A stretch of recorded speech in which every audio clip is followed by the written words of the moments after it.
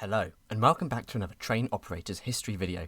In today's video, I'm looking at one of the longest running open access operators, Grand Central.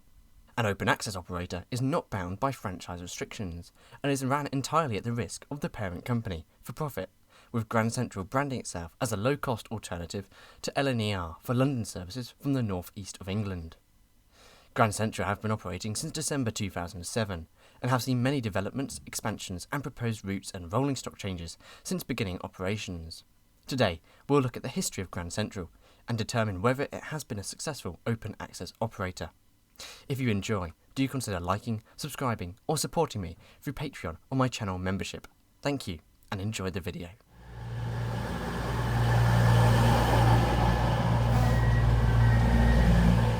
The name Grand Central does not originate from the current open access operator. In 1995, a company called Grand Central was set up by former British rail managers to bid on several rail franchises for the upcoming privatisation. Bids for the Midland Mainline franchise and the Regional Railways North East franchise fell through, and the company was dissolved in March 1998. In April 2000, the Grand Central Railway Company was formed, originally known as Croymark. This company was formed to hopefully begin running rail services as an open access operator, and stated in 2001 that they were seeking high-speed train sets to run services. Nothing of note came until the 16th of October 2003, when Grand Central applied to the Office of Rail and Road for a 2-hourly service from Bolton and Manchester, Victoria to Newcastle, using former Virgin cross-country HST sets, which had been replaced by the new Voyagers. This application was rejected, however, in June 2004, with the Office of Rail and Road citing concerns of revenue abstraction from other operators, despite acknowledging the benefits that it would bring to passengers, and that there were no capacity concerns regarding potential paths for the services. Grand Central did not give up, however, and with new backing from coach operator Fraser Eagle Group, who acquired a 79% stake in the company, Grand Central launched another application to the Office of Rail and Road in February 2005. This time the application would see 4 return services per day from Sunderland to London King's Cross, and another 4 return trips from King's Cross to Bradford interchange. At first, Grand Central suggested that they would use Class 67 diesel locomotives, hauling 5 Mark III coaches and a Mark III driving van trailer. Grand Central also applied for a New York to Chester service using Class 158s, which would have seen services call at Leeds, Wakefield Kirkgate, Brighouse, Rochdale, Manchester Victoria and Warrington Bank Quay, but the application was rejected on grounds of potential revenue abstraction. In March 2006, Grand Central got their breakthrough, as the Office of Rail and Road granted the company access rights for 3 daily return services from King's Cross to Sunderland for 5 years, but no Bradford services at first. However, a franchised operator, LNER, who ran the Intercity East Coast franchise, sought legal action against Grand Central due to potential issues regarding access rights for the services, with LNER also threatening to strip Grand Central's parent company, Fraser Eagle Coaches, of a £1.5 million contract to run rail replacement buses for the firm. LNER highlighted the fact that Grand Central would pay less for track access rights than LNER, with Grand Central spending £500,000 on court fees, with the court eventually finding in favour of Grand Central, as the commercial risks that Grand Central would face would not afford the revenue protections LNER enjoyed, and thus would deserve cheaper track access rates. The Office of Rail and Road backed the judiciary decision, which also upheld a decision to give fellow open access operator Hull Trains an extra departure out of London King's Cross. 6 years after being founded, and over 10 years since the name was first introduced, Grand Central finally had a chance to start running trains, and they didn't stop there. In September 2006, Grand Central announced that they would put forward an application for an extra Sunderland service, Bradford to Euston services, and a new Euston to Huddersfield service, under a new name of Grand Union, with stations such as Cowderdale and Kirklees potentially having a direct service to London Euston, although this proposal, and the Bradford one, ultimately fell through. Grand Central confirmed that their Sunderland services would commence on the 10th of December 2006. However, it was far from smooth sailing for Grand Central, despite Fraser Eagle selling their 79% share to experienced rail operator Prism, who held franchises such as West Anglia Great Northern, for £10 million, a £3 million profit for the family firm, which would sadly cease coach operations a few years later. One huge issue for Grand Central was the rolling stock. Although they had a deal with Porterbrook to purchase 6 Class 43 HSTs with 24 Mark III coaches, this would not be delivered to Grand Central until at least 2007, due to works needed with the HST power cars to allow them to work with Mark III coaches, which were not part of the Intercity 125 programme, as well as a full refurbishment of the Mark IIIs. Hence, Grand Central would look likely to miss their December 2006 deadline, despite talks with the Department for Transport and Midland Main Line about a last-minute stopgap occurring. Grand Central suggested that HSTs would be just an interim solution, with new 140-mile-an-hour stock envisioned for 2009 under the Polaris name, in keeping with the new East Coast Mainline upgrade works, which would see 140-mile-an-hour operations arrive eventually. Unfortunately, the 140-mile-an-hour aspirations never came to fruition, and neither did the Polaris new trains. By November, it was becoming increasingly clear that Grand Central would struggle to run a service come December, and hence they announced a postponement to their Sunderland service until the 20th of May. By April 2007, this delay was once again extended due to delays with the refurbishment of the Mark III coaches. Ian Yearwart, managing director of Grand Central, blamed the delay on the shareholder shake-up with Prison Rail. Hope was on the horizon, however, by October, with new managing director Tom Clift suggesting that Grand Central may have enough rolling stock to run an interim service after all, with crew training currently underway, although they would still not, at first, have enough trains to run the free return services per day to Sunderland. Eventually, Grand Central confirmed that the 18th of December 2007 would be the big day where they would finally begin operations, with 2 5-carriage HST sets painted in a striking black livery and Grand Central logo running services.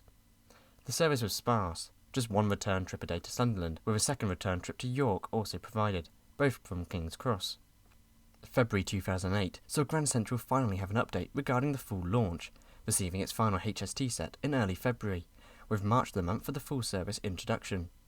Things at first went well, but a string of reliability issues with the aging HST sets led to service cuts in May 2008. Grand Central could run just one train per day to Sunderland during the period, with others starting and terminating at York only, with rail replacement buses in operation to Sunderland. Grand Central confirmed in July that they were down to just one working HST set, and the deadline for restoring all services by the end of July would not be met due to exhaustive tests needed to be carried out on the HST sets to ensure that they would be 100% reliable. By the end of July, 4 out of the 6 power cars had been given the green light, which would be enough to run a full timetable, but a Grand Central spokesperson said that they were waiting for the remaining 2 power cars to be operational before commencing a full timetable. August saw Grand Central return to its full timetable. Earlier in March, Grand Central applied to the Office of Rail and Road once more to operate free return trips from King's Cross to Bradford Interchange, as well as an additional return service to Sunderland. By January 2009, the Office of Rail and Road confirmed the later additional Sunderland service would be granted, with the services running until the May 2012 track access contract expiration date, the same as other Grand Central services. Later in 2009, the Bradford services were also granted until December 2014, with hopes to begin the new Sunderland service by August 2009 and Bradford by December. Although the Sunderland service was confirmed to be going ahead in August, the Bradford service was less concrete due to a lack of rolling stock, with the service eventually pushed back to May 2010. In March 2009, Grand Central announced plans to lease 2 Class 180 Adelantes from Angel Trains, which are no longer needed by First Great Western. The trains would join the existing high-speed train fleet and would allow the additional Sunderland service and the Bradford services to finally commence, with training on the Bradford route commencing in early 2010, with locals calling the overall delay a disappointment. However, with a walk-up fee of just £34 to London, the service would be much cheaper than any alternative. In February 2010, the Office of Rail and Road confirmed that the rights with Grand Central had been extended until December 2016, with more services on weekends announced. 3 more additional Class 180s were also confirmed to be entering service, with the first Class 180 Grand Central service running in late 2009, whilst the first Bradford services, run by Class 180s, commenced on the 23rd of May 2010. The new service linked Bradford, Halifax, Brickhouse and Pontefract to London for the first time in many years, with Halifax Member of Parliament, Linda Riordan, praising the firm for the new service. Early in March 2010, Angel Trains confirmed that they had purchased the 21 Grand Central vehicles from Grand Central's sister company, Sovereign Trains Limited. Sovereign purchased the HST sets from Porterbrook outright, with Sovereign aiming to support Grand Central with very cheap leasing fees. Angel struck a deal to continue leasing the HSTs to Grand Central until at least 2016, whilst also maintaining them. Angel confirmed that the sets would receive a slightly modified livery to coincide with the new Class 180s, with an orange band added to the units and a new logo applied. Angel would also improve the reliability of the HSTs, with new MTU engines installed by Brush in Loughborough and Kilmarnock.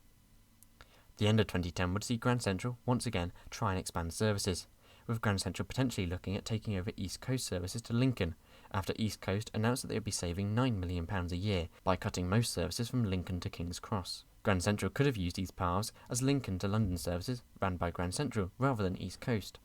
Elsewhere in December 2010, Grand Central confirmed that they had submitted plans to run up to 4 trains per day between Blackpool and London Euston, calling at stations such as Preston. Grand Central confirmed that the services would follow a cut-price fare policy, similar to its other services, ensuring cheap walk-on fares, far cheaper than the over £280 walk-on single from Preston to Euston, operated by Virgin. Unfortunately, by March 2011, both of these proposals were rejected by the Office of Rail and Road, as both services would have taken revenue money away from existing operators, such as Virgin. Despite these rejections, Grand Central was a successful operator, and had, already by December 2011, embedded itself as a reliable, affordable and friendly operator, with other companies interested in taking over the firm. In November, it was announced that Arriva UK Trains had brought out Grand Central, which, at the time, had a turnover of just shy of £19 million a year and debts of £44 million. Grand Central would join Arriva's fellow operators, Arriva Trains Wales, Chiltern and Cross Country. The takeover would see all of Grand Central's HST maintenance move to Arriva's depot in Crewe, whilst the 180s would remain at Heaton and Crofton depots. Arriva's managing director, Bob Holland, suggested the acquisition would allow Grand Central to become a key commercial part of Arriva's UK rail operations. A month later, Grand Central began calling at Mirfield Station on their Bradford services, with tickets starting at £19 for a single to King's Cross. The Office of Rail and Road announced the decision only a week before the services were commenced to Mirfield on the 11th of December, meaning that Grand Central had little time to announce and put forward finalised timetables. 2012 saw numerous changes to Grand Central. The May 2012 timetable saw Grand Central drop its names, which had been given to 2 trains. The 0641 Sunderland to King's Cross service had been known as the Zephyr in timetables, with the evening 1650 departure from King's Cross back to Sunderland known as the 21st Century Limited, with these names being withdrawn from all timetables. Also in 2012, in December, Grand Central announced that they would begin operating a 5th service between Sunderland and King's Cross each day, although at first the service would commence at Hartlepool due to pathing issues into Sunderland, although by 2013 the service would commence from Sunderland, taking the total departures from King's Cross to 8 per day for Grand Central. This would soon be 9, after a 4th Bradford return service from London commenced in December of 2013. The 7th of August 2014 saw Grand Central's track extension rights extended until December 2026, to ensure that Grand Central would still run services well into the future. Grand Central confirmed that they would be planning significant investments into its rolling stock and investment into passenger facilities at stations, with some suggesting that the HSTs could be withdrawn and replaced with another rolling stock class in the near future. Grand Central continued to operate their existing services, with little occurring until 2017. In April, Grand Central unveiled their new lounge at Wakefield Kirkgate. As part of a £5.6 million regeneration, Grand Central kitted out a new lounge with an American retro-western style. Power sockets, USB ports, free Wi-Fi and furniture sourced from local suppliers were included, with the lounge capable of accommodating up to 24 people. In December, Grand Central confirmed that its HST sets would be replaced with 5 ex-Great Western Railway Class 180 Adelantes. The Grand Central HST sets would be cascaded to East Midlands trains to boost capacity, with a charity rail tour to raise £25,000 for charity, operated by Grand Central, on the 17th of December 2017. Also in December, Grand Central confirmed that it had placed a bid for a service from King's Cross to Cleethorpes, which would potentially commence in 2020. The service would use the existing Bradford service paths, running as 10 coaches, before splitting at Doncaster to run a 5-car service to Cleethorpes, calling at Scunthorpe, Barnetbury, Harborough and Grimsby. A bid for a new morning Wakefield to King's Cross service with new stops at Peterborough was unfortunately rejected, as was the Cleethorpes service and a potential service to Scunthorpe in July 2018. Grand Central also applied, in March, for extra services from London to Sunderland and extra London to Bradford services. The additional Sunderland services were accepted, but Bradford services would remain at 4 trains per day. However, up to 6 return trains per day would run to Sunderland. Grand Central also applied for service to York and, in May, Grand Central applied for some stops at Peterborough. June saw the Office of Rail and Road approve a previous application for 5 trains per day from Euston to Blackpool North and back, calling at Poulton-le-Fylde, Kirkham and Wesham, Preston, Nuneaton, Milton Keynes Central and Euston. The new approval would also be future-proofed, with a 6th service made potentially available for the future. The service was originally not going to be ran by Grand Central, but in June 2019 it was confirmed that the service would be ran by Grand Central, operated by Class 90s and Mark IV coaches. The services would be planned to commence in spring 2020. Going back to 2018 though, in March, Grand Central announced that plans had been set in motion for a £9 million refurbishment of their current Class 180s. The refurbishment would include exterior and interior overhauls, with new seats and leather edging in standard class installed, new floor coverings, interior and exterior repaints, improved catering facilities, refitted toilets with better disabled access, and baby changing facilities. This came at a time when Grand Central had been consistently voted as the UK's best operator in terms of journey satisfaction, with, in late 2017, Grand Central voted as the best operator for the 6th year in a row. Dave Hatfield, Grand Central's fleet director, said that the refurbishment would include the new 5 Class 180s it received in 2017, with the interiors of their trains being something that passengers had been complaining about due to outdated interiors. Elsewhere, in 2018, Grand Central confirmed that they would be investing in station ambassadors in Thirsk and Northallerton, which would enhance safety and allow for improved customer service at the stations. They would assist passengers with engineering works, queries, tickets and connections, as well as providing a general friendly welcome to Grand Central passengers, as well as Transparent Express, who Grand Central collaborated with on the project. 2019 once again saw Grand Central ranked top for passenger satisfaction and value for money. The National Rail Passenger Survey in January saw that 94% of Grand Central passengers were at least satisfied with their journey, ahead of the 83% average for long-distance operators. 77% believed that their journey was good value for money, above the 54% average. Despite 2019 being a rather successful year for Grand Central, 2020 would be quite the opposite. By March, the COVID-19 pandemic had hit the UK, with a lockdown commencing on the 23rd of March. By the 3rd of April, Grand Central confirmed that it would be suspending all services due to the lockdown after running a reduced service since the 23rd of March. Now that it was clear that lockdown would not end anytime soon, Grand Central had to suspend all operations due to the lack of financial assistance that they received from the government, one of the few drawbacks of being an open access operator. The Department for Transport used the term of hibernation to describe Grand Central's service suspension, which followed just days after Hull Trains also suspended services. By early July, Grand Central confirmed it would be reinstating services on all routes by the end of the month, with this news coming in the same week as the news that Grand Central was the UK's favourite operator for 2019. The National Rail Passenger Survey for late 2019 saw Grand Central top the charts with a customer satisfaction rating of 95% and a value for money rating of 74%, with many passengers praising the recently completed £9 million Class 180 refurbishment project. Grand Central returned with extra services. On August 23rd, it began an extra service to Sunderland and back, with an extra Bradford service commencing on September the 13th, after reinstating services in late July. COVID did have one major setback for Grand Central, their new route to Blackpool. Despite already owning the stock required for the service, several Class 90s and Mark IV coaches, and refurbishing all stock to an incredibly high standard, the new service would not commence, despite already being delayed until 2021. Grand Central's managing director, Richard McLean, said the decision was heartbreaking, but was not feasible to run the service in the current economic climate. Offices had already been set up to run the service, with extra staff, including drivers and catering crew, already on Grand Central's workforce, with many losing jobs. The Mark IVs eventually moved to Transport for Wales to work with Class 67s out of Holyhead and Manchester Piccadilly towards Cardiff.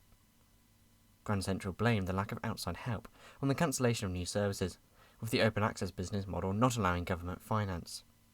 More bad news came in November, when Grand Central confirmed it would once again suspend services from the 6th of November due to the country once again entering a national lockdown. The decision was taken for the same reasons as in March, with a decline in passenger numbers, for obvious reasons, leading to Grand Central having no other choice but to hibernate services until the lockdown ended. However, this time lockdown would be much shorter, and was just 4 weeks, with lockdowns changed for a tiering system. This meant Grand Central could once again resume services, which would commence from the 3rd of December on a reservation-only basis to ensure that social distancing could be undertaken. However, by the 6th of January, the third national lockdown occurred, with services yet again suspended, this time until the 1st of March 2021. After this, Grand Central's main focus was to ensure that they could bounce back from the pandemic. They would help bolster their chances of doing this through the leasing of 2 former Avanti West Coast Class 221 supervisors, 221142 and 221143, in July of 2023. These would be used on service from London King's Cross to Bradford, and would allow for more services to be 10 carriages long, as well as potentially allowing for the expansion of the Grand Central network. This came with the Office of Rail and Road finally allowing Grand Central to make stops at Peterborough for the first time. By 2024, Grand Central are once again looking to expand, with Grand Central applying for 2 more services between Bradford and London, and a new early morning York to London service, with a return in the evening. Elsewhere, Grand Central applied for a new calls at Seaham on its Sunderland route, with additional services calling at Peterborough, which could provide more than 500,000 additional seats per year across the Grand Central network. This will come with an extension of track access rights to 2038. Secondly, Grand Central confirmed that they would be looking at acquiring new bi-mode trains to replace the Class 180s and 221s. The new trains would have an increased capacity of approximately 20% more seats than the current Adelante trains, with the brand new trains replacing the over 20-year-old Class 180 and 221s, whilst also helping to cut emissions. The bi-mode trains would be able to run on electric power out of London King's Cross, whilst at the moment all services are diesel, despite spending most of their journey under electric wires. Grand Central stated that they could only get new trains if their previous route expansion proposals were granted. However, as of March 2025, the Office of Rail and Road has not responded to these proposals. Although the Department for Transport has suggested that Grand Central's extra Bradford and York services should not be given the green light, although nothing is confirmed as of March 2025. Possible network expansions are hindered by the lack of capacity on the East Coast Main Line. Upgrade works and a major timetable recast scheduled for December 2024 did not occur, with the recast suspended until at least December 2025. Network Rail had proposed to have at least 3 trains per 2 hours out of King's Cross reserved for open access operators, which are currently made of Hull trains, Grand Central and the new Lumo trains. It is, however, unsure whether these proposals will still occur. If not, then service expansions for Grand Central, including additional Bradford services and potential services to Cleethorpes and York, would be unlikely to get the green light by the Office of Rail and Road, due to the lack of capacity on the East Coast Main Line, hindering potential Grand Central diagrams. Competition from cross-country, increasing diagrams, LNER, Lumo and Hull trains will also have to be fought off to gain the new services. Also, currently, not every Sunderland service is even guaranteed. 1 out of the 6 return services to Sunderland is called a contingent right service, meaning that Network Rail can withdraw the rights to the diagrams if they can no longer be accommodated. Grand Central will, before any expansion, be looking to ensure that the future of the 6th service and ensure track access rights are extended beyond December 2027, when they currently expire. The last hurdle to any future expansions is the new Labour government. Although seemingly pro-open access operators at first, despite the pending renationalisation of all other operators, the new Transport Secretary, Heidi Alexander, has been rather negative about open access operators due to their negative connotations for the taxpayer and their ability of quashing potential service increases for existing franchised operators. The Department for Transport recently quashed the attempts of many new open access operators to begin service, including Virgin, due to them not meeting the NPA test, which must forecast an operator to generate 30 pence of new revenue per £1 that it would abstract from existing train operators. The future is uncertain then for Grand Central, and we will have to wait and see what the Office of Rail and Road deems of their future plans. Personally, I have optimism that their track access rights will be extended, only due to Grand Central being an already existing, well-founded company who is embedded in services out of King's Cross. As for the expansion of the network and potential additional services, that will be known later in the year. So, what about Grand Central since they commenced services in late 2007? Have they been a success? Well, absolutely. Taking full financial risk, they, after many struggles, finally launched their services to Sunderland and later Bradford, being able to compete with many different companies which have run on the East Coast since 2007, including, most notably, LNER. They create new jobs and new rail services which ordinarily would never have been created, and their service quality is unrivaled, as well as being consistently ranked as one of the UK's best operators, with a recently refurbished fleet of Class 180s and 221s, and with sights on future expansions and new rolling stock. Grand Central can thus certainly be deemed as a success, one of the very few on Britain's privatised rail network. What do you think though? Have they been a good operator? And do let me know in the comments below if you have been on Grand Central yourself. Personally, I've been on them between Doncaster and Peterborough and had a very, very relaxing journey. Thanks ever so much for watching today's video. Do consider liking, subscribing, and consider joining my Patreon or YouTube membership if you have enjoyed. Links in the description below. Special thanks to my first class members, Callum Martin Bale, Crispin McKee and John Williams, as well as my business zone members, Andrew Bowen, Anthony Harris, Anthony James Moore, ARK, Connor Grieg, Clive Travel and Trains, Craig Mitchell 43, Dave CDF, Gordon Walker, JBNEL, J Teco, Lewis C21, Real, Stu, That Transport Girl and Train Teen, as well as to all my standard class members. I really appreciate your support, so thank you. Also, thanks to everyone that's let me use their footage for today's video. You can find their channels in the description or pinned comment below. Once again, thanks for watching today's video. Check out my Blue Sky, Twitter and Discord server in the links below, and I hope to see you again soon. Goodbye.